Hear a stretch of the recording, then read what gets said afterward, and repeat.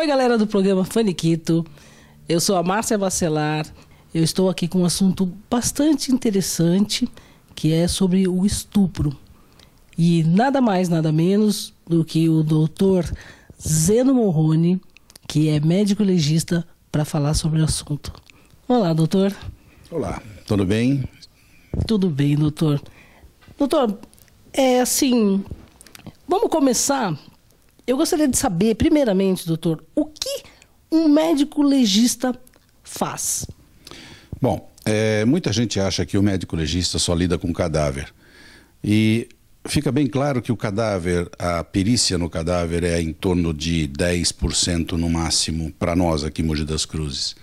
Entretanto, as lesões corporais advindas de acidentes de automóvel, agressões, brigas e qualquer outro tipo de exame de corpo de delito é a grande maioria das nossas perícias, inclusive os crimes sexuais. Dentro de Mogi das Cruzes, acontece muitos casos de estupros? Eu não tenho uma estatística exata para dar para você, porque houve uma determinação do IML de São Paulo que os casos de estupro em crianças até 14 anos fossem encaminhados para o Hospital Pérola Baiton, em São Paulo. Por que no Hospital Pérola Baiton? Lá é um hospital do governo e existe um acordo, um trabalho em conjunto, tanto da Secretaria da Saúde quanto da Secretaria de Segurança Pública, com um programa chamado Bem Me Quer.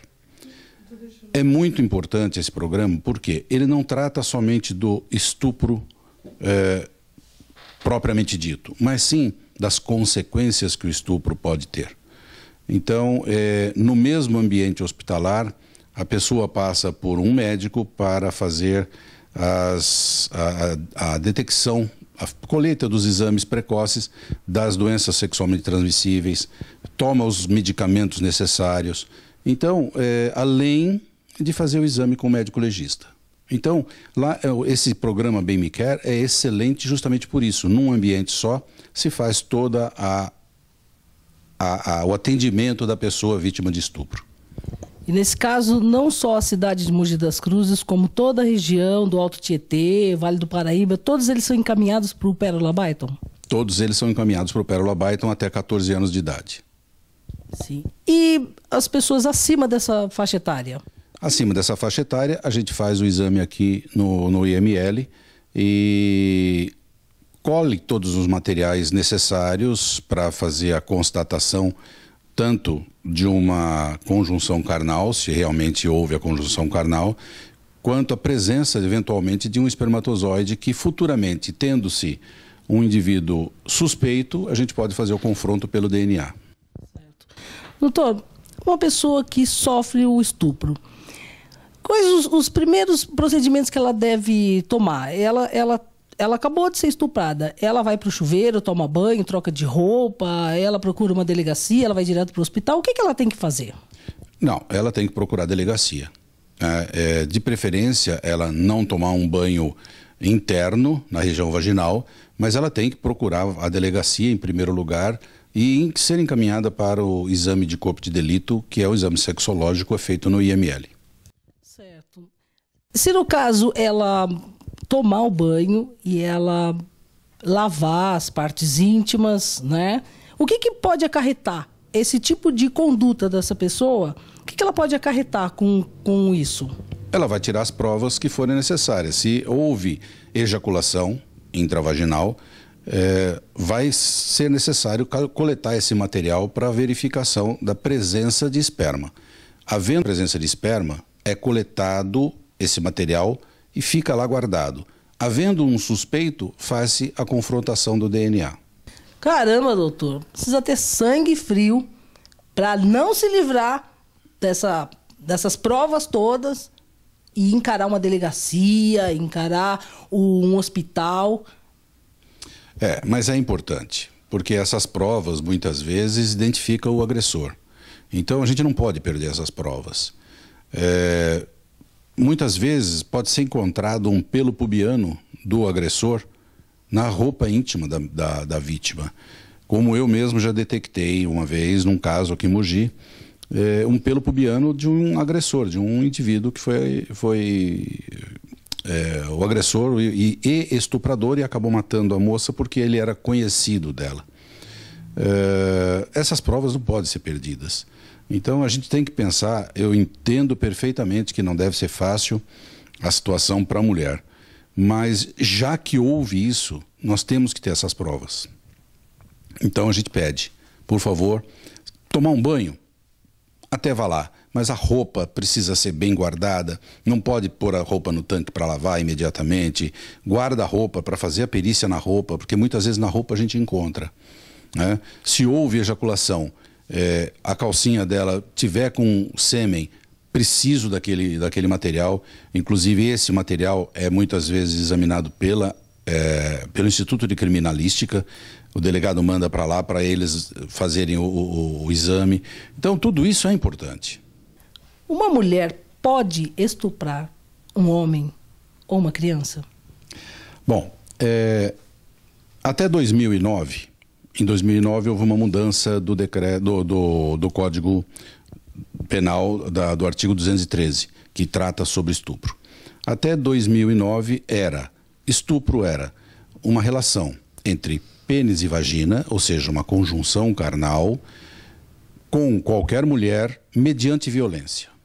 Então, esse era a configuração de estupro. Precisaria ter uma relação sexual propriamente, ou seja, uma relação entre pênis e vagina, que nós chamamos de conjunção carnal, mediante violência. Por isso é que a gente sempre falou que grande parte das mulheres são estupradas em casa. O marido chega muitas vezes bêbado, chega agredindo a mulher e força a ter relação com ela, e isso configura um estupro. Mas depois de 2009 houve uma mudança nesse artigo 213 e passou-se a considerar qualquer ato que antigamente nós chamávamos de ato libidinoso, ou seja, passar a mão, uma cópula anal, uma cópula vulvar sem penetração na vagina. Cópula é uma relação sexual, tá? A cópula vulvar, ele não colocou o pênis dentro da vagina, ficou só por fora. Ou a própria ejaculação, uma ejaculação na perna de uma moça, tudo isso configura hoje como estupro. Se simplesmente passar a mão no seio da moça, nas mamas da moça, é um estupro hoje. Então, o que acontece muito nos trens aí, que a gente ouve direto as televisões falando sobre isso, é estupro. Hoje é estupro. Antigamente era ato libidinoso. Hoje é estupro. Antigamente era um crime chamado ultraje público ao pudor, se você fizesse alguma coisa mediante violência. Hoje tudo é estupro. Então ficou bastante amplo a palavra estupro. Doutor Zeno, onde acontecem mais os casos de estupros? Olha, varia bastante, mas a gente tem uma incidência bastante grande de pessoas próximas, familiares, amigos, colegas, da pessoa agredida, da pessoa estuprada. Então, a gente tem alguns casos, obviamente, de pessoas que são estupradas em terrenos baldios, que estão andando na rua, são agredidas e levadas a algum lugar para se configurar o crime, mas a gente tem muitos casos de pessoas que são próximos a ela. Uma das coisas que a gente tem notado bastante são companheiros, padrastos da mãe que acaba violentando a filha. Certo. E como que a gente faz, doutor, para perceber o comportamento da criança quando ela está sofrendo algum tipo de abuso? Olha, a mãe muitas vezes não tem muito tempo, porque ela trabalha, ela corre para lá, corre para cá, mas ela precisa observar o comportamento da filha, quando nesse caso que eu acabei de citar. Porque a criança, ela vai ter medo daquela pessoa que a estupra. Porque normalmente o que acontece é que ele estupra e ameaça. Se você contar alguma coisa para sua mãe, eu mato você e sua mãe. Isso eu já vi várias vezes acontecer. Então, a criança fica com medo. Logicamente, ela vai ter um pouco de medo da própria proximidade dessa pessoa. Se a pessoa está na sala assistindo televisão, qualquer coisa, ela está longe. Se a pessoa chega perto dela, ela sai. Isso a mãe precisa ficar atenta, porque tem alguma coisa aí. Qual a importância do professor nesse caso? A orientação é de todo mundo. O professor é um educador. E o professor tem que mostrar a realidade da vida para o aluno, né? Eu dei aula há muito tempo, tudo bem, eu dei aula em faculdades, mas uma das coisas que eu fazia questão que os meus alunos entendessem é, por exemplo, vamos assistir uma necrópsia. Uma necropsia. Vamos assistir uma necropsia, tá bom. Mas por quê? Para ver um cadáver? Não. Para valorizar a vida. Por quê? Porque ali deitado naquela mesa de necrópsia, pode ser rico, pode ser pobre, branco, preto, qualquer um. É tudo igual.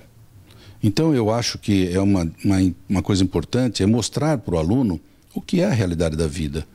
E, infelizmente, o estupro faz parte da nossa vida. Pelo que a gente tem visto, agora, recentemente, aquele caso no Rio de Janeiro, um absurdo, que não tem qualificação. E isso acontece e o professor precisa mostrar. Qual a sua opinião a respeito disso, doutor? Mesmo que a moça, pelo que a gente viu na imprensa, né, e viu pela internet, que passaram para todo mundo, a moça devia estar drogada, né? Então ela não poderia responder por si. Se ela não pode responder por si, foi contra a vontade dela. Então, quando eu dava aula de medicina legal, eu falava, uma prostituta pode ser estuprada se houver violência. Então, é a vida dela, mas se houver violência, ela configura estupro. No mínimo, esse caso absurdo, né, doutor? Nada justifica, né? No caso das crianças, doutor, para chegar até o médico legista e se apresentar, mostrar, ter que falar, como que funciona? Deve ser, no mínimo, isso chocante, né, doutor? Além de chocante, é bastante difícil, porque a criança, ela não consegue, na primeira conversa, soltar tudo o que aconteceu. Então a gente perde um tempo tentando ganhar a confiança da criança, a mãe ou algum responsável junto, conversando com a gente, para poder a criança ser examinada. Porque realmente é bastante difícil essa criança de cara, assim, sabe, falar tudo o que aconteceu, explicar tudo o que aconteceu e mostrar a região íntima, é bastante difícil. E nesse caso, doutor, existe assim a possibilidade, por exemplo, se a criança não consegue de pronto mostrar, falar, é marcado um novo dia para ela voltar? Como é que funciona isso? Cada caso é um caso, né? Pode ser marcado um outro dia, não tem problema nenhum. Só que a gente precisa examinar. E infelizmente, a gente tem que cumprir aquilo que a lei determina para a gente. E a gente precisa examinar.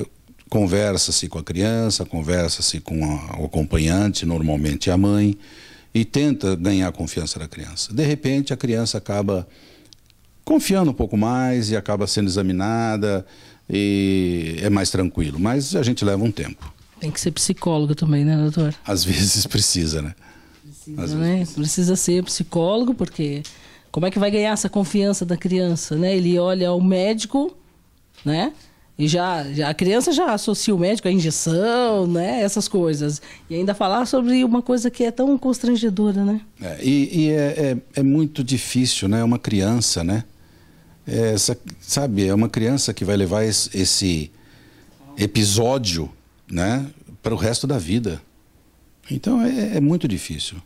Doutor, algum caso que chocou o senhor aqui dentro de Mogi? Bom, vários casos chocaram, né? Principalmente quando se trata de criança, isso realmente é bem desagradável. Mas teve um caso muito interessante. A mãe foi na delegacia, se queixou que a menina de 9 anos havia sido molestada pelo padrasto. Muito bem. Eu fiz o exame dessa menina e ela apresentava uma curvatura no ímen um pouco estranha. Mas, a olho nu, eu não fiquei contente com o exame. Aí eu trouxe aqui para o meu consultório, que eu tenho um equipamento aqui que é uma lente de aumento bastante grande, e eu vi que aquilo era um entalhe, que nós chamamos, do ímen, e não era absolutamente ruptura, e não era qualquer tipo de lesão. E eu dei o laudo negativo. A delegada mandou novamente eu fazer outro exame. Aí eu fiz outro exame e vi que era a mesma coisa. Depois de algum tempo eu fiquei sabendo que a mãe havia feito a cabeça da criança para falar que o padrasto havia mexido nela porque ela tinha brigado com o padrasto. Então, tem coisas assim absurdas, né? Mas, veja, uma coisa poderia pôr o cara na cadeia. Tô pasma, doutor. A mãe falou isso do companheiro dela porque brigou com ele e pediu para a criança falar que tinha sido molestada pelo padrasto. E o cidadão foi para cadeia? Não, não foi porque o meu laudo era negativo, foi negativo. Muito bem, doutor. Sua opinião pessoal com relação ao estupro. O senhor é a favor do aborto? Olha, primeiro eu acho que a mulher é ela que tem que decidir. Ninguém vai decidir por ela se vai ser abortado ou não. Segundo, eu tive um caso de que a moça teve relação com o marido. Alguns dias depois ela teve relação com um estuprador. E ela ficou grávida. De quem? Nós não sabemos. Só depois que a criança nasce para fazer o DNA. E se ela aborta um filho dela? Não iria saber nunca. Então, é muito difícil a decisão do aborto. O aborto é uma outra situação completamente diferente. É uma agressão para a mulher, na minha opinião. Psicologicamente, a mulher reage muito mal a isso. Então, você ter uma agressão psicológica para o estupro e ter outra agressão para o aborto, precisa ver se a mulher está preparada para isso. Eu vou insistir na pergunta, doutor. Em caso de estupro, o senhor é a favor do aborto? Novamente eu digo para você, eu deixo a critério da mãe. Porque, queira ou não queira, está dentro dela. Ela vai ter que decidir. Eu, particularmente, acho que o aborto deve ser feito. Eu. Porém, a decisão é da mãe. Agora, como eu sou um técnico, eu não faria. Mas existem locais que fazem. Doutor, se o senhor tivesse o poder de fazer a lei, o que o senhor faria com o estuprador? Bom, na redação atual do artigo 213, a gente não pode fazer muita coisa. Porque eu não posso penalizar alguém que tenha uma conjunção carnal, ou seja, uma relação pênis e vagina, mediante violência, da mesma forma de que uma pessoa passe a mão na traseira da outra. Então eu não posso penalizar igual. Mas na redação anterior, em que estupro era uma relação entre pênis e vagina mediante violência. E as violências que a gente tem visto por aí daria a mais grave pena. Infelizmente, no Brasil, nós não temos pena de morte. Eu digo infelizmente porque existem alguns crimes que eu acho que mereceriam pena de morte. Ah, com certeza, né? Esses canalhas, né? O estupro, por exemplo, nada justifica um estupro. Mas a gente tem legisladores e eles que têm que fazer a lei. Não sou eu. Fica a dica, né, doutor? Fica a dica, né? Alguma coisa tem que ser feita nesse país, né? O que não pode é ficar impune essas pessoas que fazem isso. Essa violência contra a mulher, contra a criança, contra o adolescente, né? A exposição toda. Isso é uma coisa, assim... Degradante. Degradante. disse tudo. Eu fico até sem palavras, doutor, quando esse assunto é uma coisa que realmente mexe com a gente, Machuca nós mulheres. Bastante, né? Machuca bastante. Tá certo, doutor. Mais alguma coisa que o senhor gostaria de falar, de colocar aqui dentro dessa nossa matéria? Olha, eu agradeço a oportunidade de a gente estar conversando sobre um tema bastante difícil, bastante duro, bastante dolorido, porque a gente começa a lembrar dos casos e a gente sofre com isso também, e a gente começa a falar dos casos, nós sofremos e vocês que estão assistindo o programa também sofrem, porque muitos de vocês que estão assistindo o programa conhecem alguém que passou por uma situação semelhante. Então, lembrando a vocês que eu estou à disposição para qualquer esclarecimento da área médico-legal, que é aquilo que a gente vive no dia a dia já há mais de 30 anos. Obrigado, doutor, pela sua entrevista. Adorei, né, pelo esse tema que o senhor abordou e espero poder, em outras oportunidades, fazer um outro tipo de matéria, porque eu sei que o senhor tem assim um conhecimento riquíssimo, né? Muito obrigado, eu que agradeço.